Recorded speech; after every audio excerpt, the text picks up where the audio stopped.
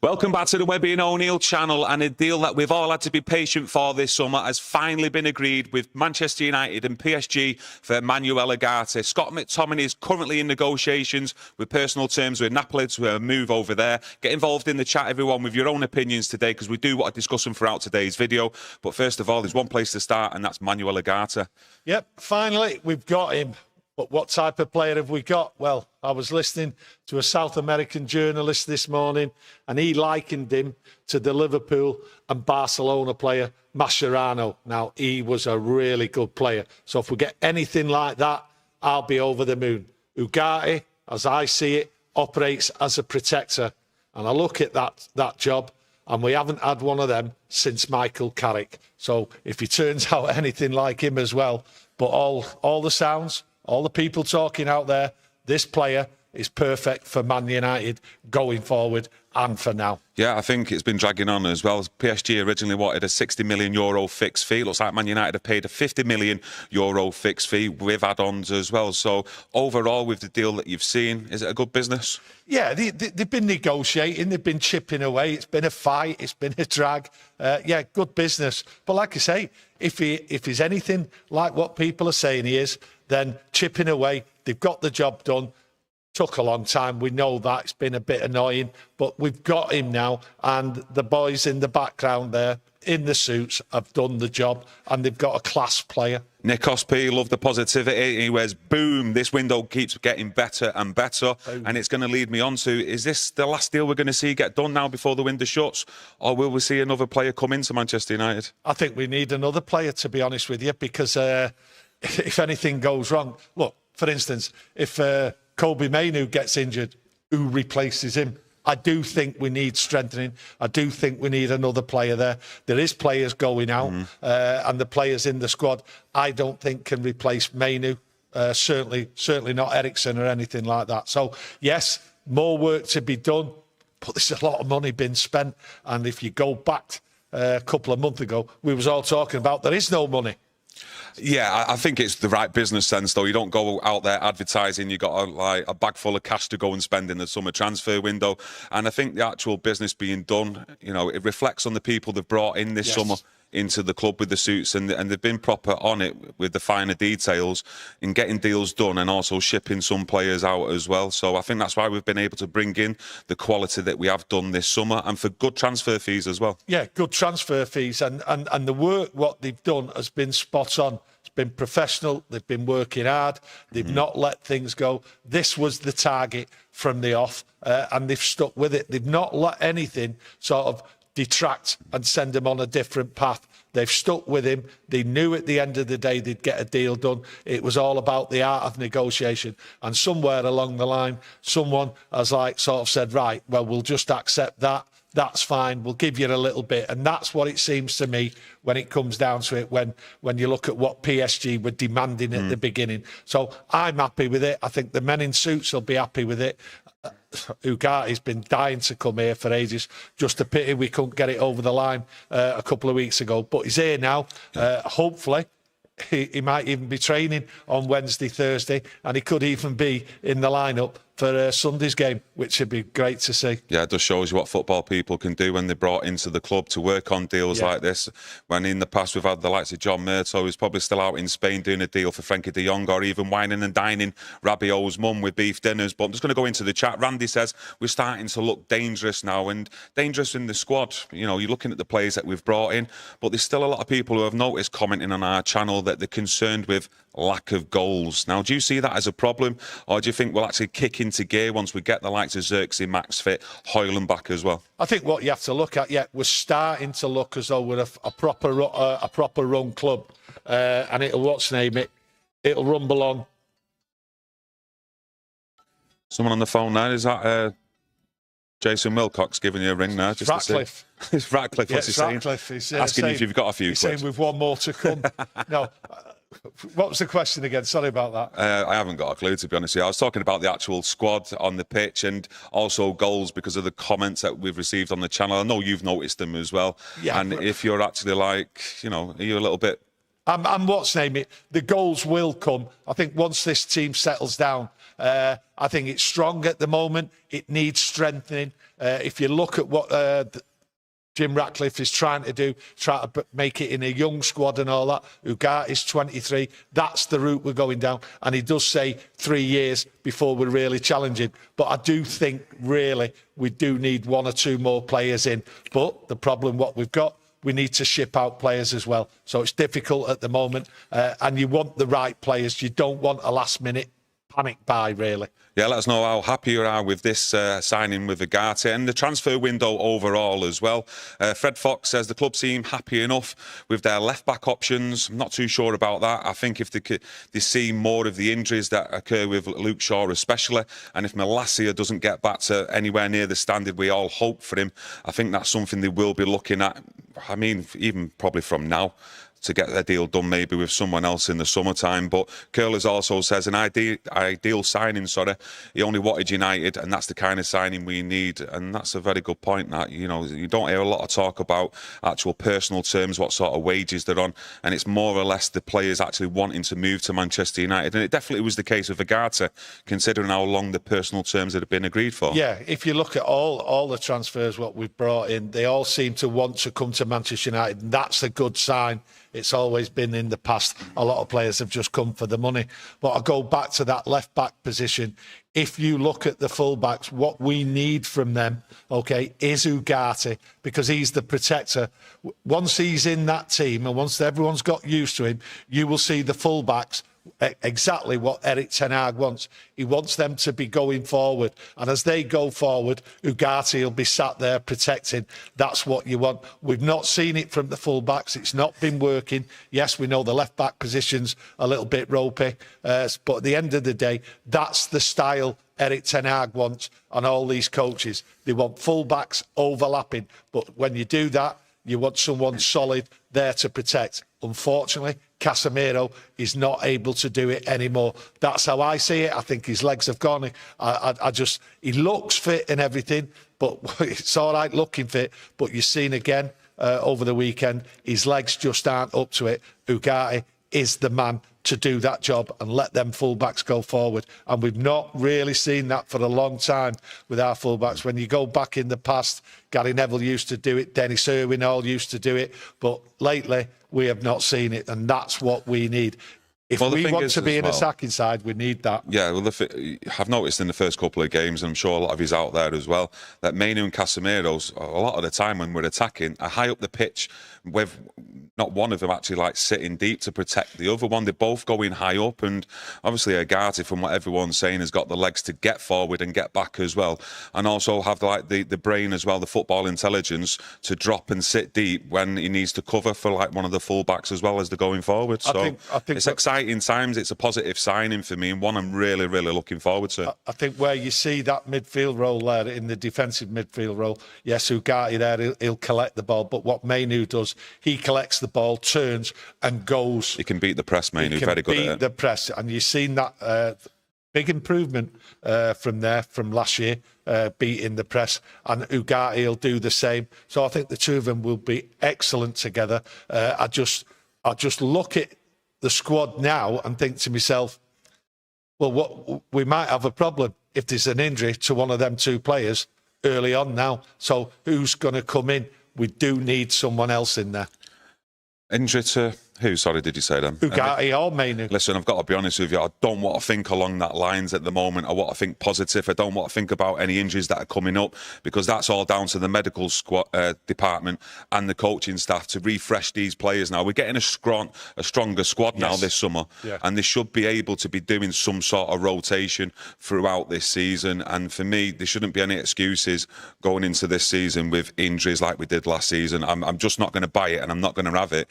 So I just want to be positive that we're going to have a bright season, and there's no excuses here.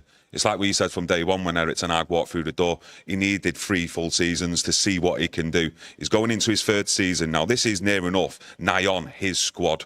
You know, if he was to do another summer transfer window, he'd probably ship out 2 or 3 players that we all discuss constantly. But at the end of the day, this is his squad.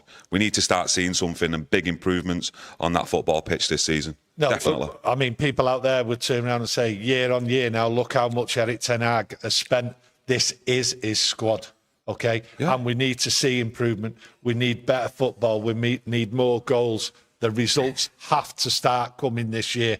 As we all know, Erik ten Hag is under pressure, been under pressure for quite a while. I mean, it just came cascading down on him after the FA Cup final, but it will come again, and it's just starting to creep in, that noise again about him. So over the next few weeks, he has to get the right results, and this year he has to do it. We have to see entertaining football. We can't be walking away from Old Trafford, right, with faces, long faces. Just can't be doing it, because that's how it's been.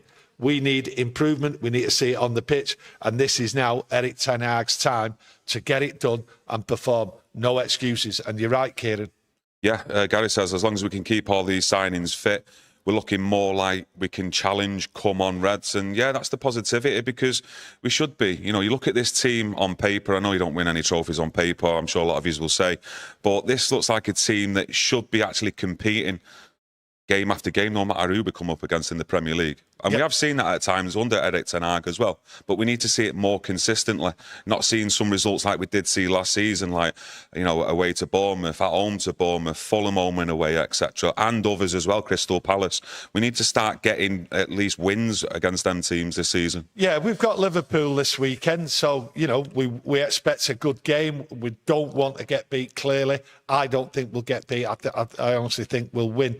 But going forward after the international break, this team has to start performing and start challenging. I see this team as it is now, young, hungry, they want it.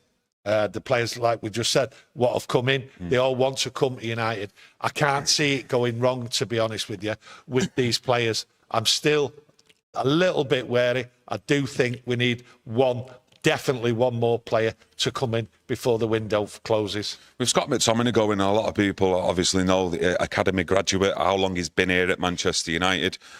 Will we actually start to see now a bit of a chain reaction after Scott McTominay leaving, with the likes of Luke Shaw maybe and Rashford over the next 12, 18, 2 years? I think that it's clear what's going to happen. The older players on big contracts and that, as time goes on, January, next summer, these players will be moved on. The sell-by date is due. Some people out there might say it's overdue. We are going to get a young squad. We're going to change what's in the background there. This player's been there too long. Luke Shaw's been there a decade. With all the injuries and everything, really, is he the long-term solution? No, he's not. Is Rashford? Rashford's not pulling his weight. Casemiro, he's over the hill now as far as I'm concerned, age-wise. I think he's still got a bit to give. You've got Harry Maguire. You know, clearly he needs moving on. And then you've got Lindelof. There are plenty of players to move on. So once these players go, which it's going to be difficult at this time with only a few days left. But January, come next summer, there has to be major clear-outs from people in the background, and then more people brought through. Of course, because if you look at the squad now, it's definitely got a good basis, a good core of players here, ten Hag, that he can work with. And then surely in the next transfer windows after that, he's got to then start picking out players that he can actually replace to improve the squad even further. And by the end of the current league season, we'll know what players have or haven't like actually pulled the weight, and got to start looking at individual players to think, well, you've had it here now for X amount of years. You know, what have you really done in the time at Manchester United? Have you actually really pulled your socks up, give everything that's expected from the fans? And questions need to be asked. Yeah, questions need to be asked. People need to be like really pulled and say, what's your commitment? Well, some of us out there, we can already name a handful of players and say, your commitment's not there. Now, you look at Scott McTominay now, he's committed to Manchester United, but there's an offer in. He's going to Napoli, and it's the right thing. It is the right thing for Manchester United. I think he's a good squad player. If he stayed, I wouldn't be too bothered about it, right? But he's going, and I'm not too bothered about it, because at the end of the day, he's 27, is the right age to go, been here long enough. Is he going to take Manchester United? So it is the right move for Scott McTominay. It's the right move for Manchester United. We need to free up spaces, and a place will be freed up. Now, who takes that place of Scott McTominay? It could be a player from the youth or anything coming through. Will we buy somebody? I'm not too sure. Let's wait and see on that. But it is the right move for everybody concerning Scott McTominay. I like him, think he's a squad player, but the reality is he's not going to be part of a team going forward to improve Manchester United and make them into a successful side. So good luck to Scott. Let's hope he gets his personal terms sorted out and he gets a medical and he gets over there. I'm just thinking, obviously, with his age as well, some out there will say that he's got his best years ahead of him as well, Scott McTominay, in the next 3 to 4 years. And for us to sell him at 25 million, let us know if you think that's a good deal or not. But, you know, we was talking before about you Luke Shaw's, you Rashfords, etc., their ages as well. You know, you mentioned Harry Maguire. We've got Sancho still here at the moment. Will we see a move to Chelsea for him before the window closes? I'm not sure. But with them sort of players who've been here now for a good few years, if they don't start improving or seeing them play regular football without getting injured, you know, things have got to be like looked at and questioned next summer, surely. Yeah, well, it's questioned with Scott McTominay. Scott McTominay is not a regular. But if you look at, you've just said Scott McTominay, his best years are ahead of him. I don't think the best years are ahead of him. I think Scott McTominay will slow down. But the good thing about Scott McTominay, he's a good defender. So at some point in his career, he could turn into a centre-half or something like that because he plays it excellent. He's done that role before. So Scott McTominay going forward. The one thing I did... Sorry, on there, I don't actually agree with that with Scott McTominay. I think Scott McTominay's best years are actually ahead of him. And especially going to Serie A with Napoli, you know, the way they are with players over there, they look after players, the diet, etc., hardly ever get injured. I think him over there, especially if he's played in that role that Ten Hag's been using him, I think he'll become a big, big threat for Napoli, and I think you'll start seeing him score more goals than maybe that he did last season for Man United. Yeah. I really do, and I do agree with maybe in his later years dropping back into centre-half, but... No, I do think we'll actually see some good performances from Scott over at Napoli. Everything about his football will change. The style, the pace, everything. Look, the Italian league is nothing like this Premier League, okay? Yeah. If he stayed in the Premier League, I don't think he'd be able to hack it. He's not hacking it with Manchester United. Stats tell you that. He's not picked on a regular basis. Yes, he has scored goals and that, but he's used infrequently. From a starting point of view. So for me, Scott McTominay, I think he's done well for Manchester United, but now the time is up for him.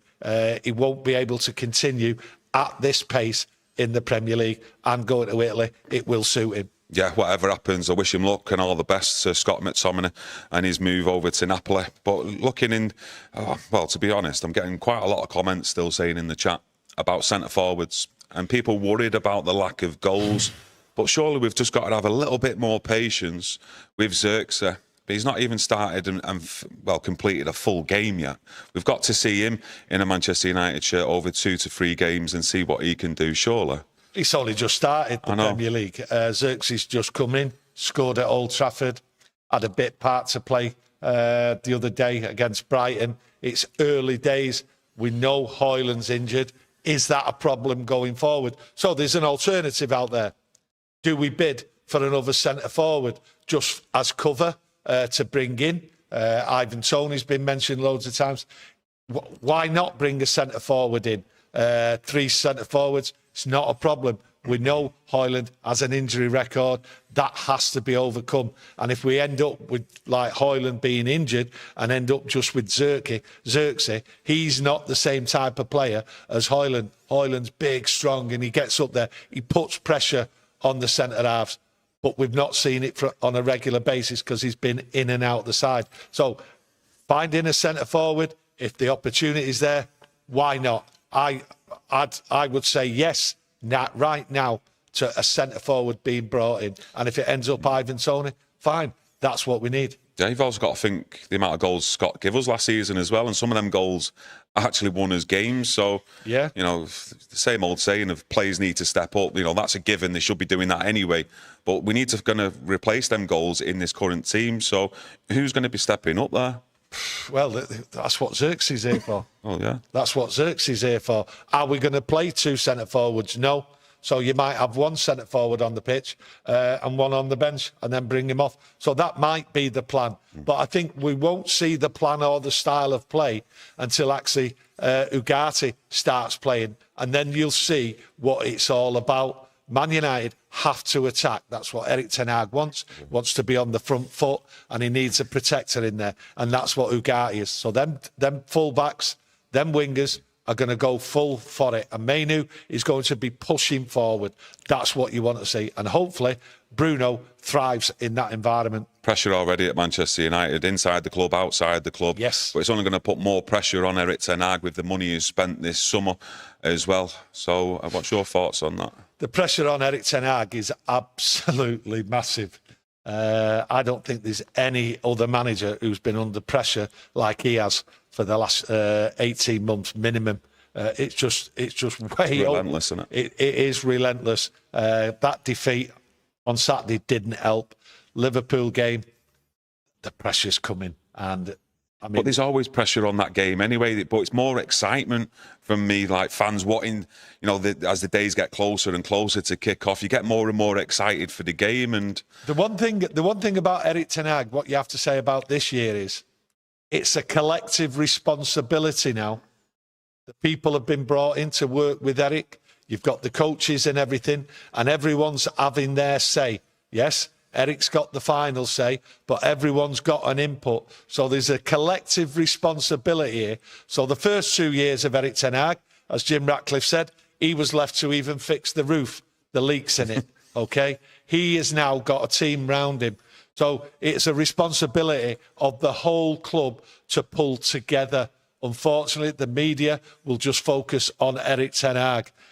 So you'll see over the next few days the build-up, the pressure, and really the hatred and the divisive way the media and fans go at Erik ten Hag. Yeah, I've seen reports this morning from Fabrizio. The United will receive a package of 9 million for Hannibal from Burnley, with add-ons included. Will we see any more players shipped on? Sancho still there? Lindelof, will he leave or not?